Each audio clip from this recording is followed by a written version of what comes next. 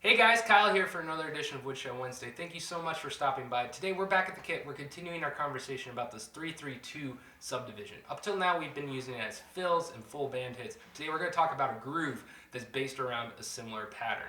So this is a very famous groove. It's good to have in your back pocket. It is called the Bo Diddley, and it is named after Bo Diddley, the artist. He had a song called Bo Diddley, and it had this groove on it.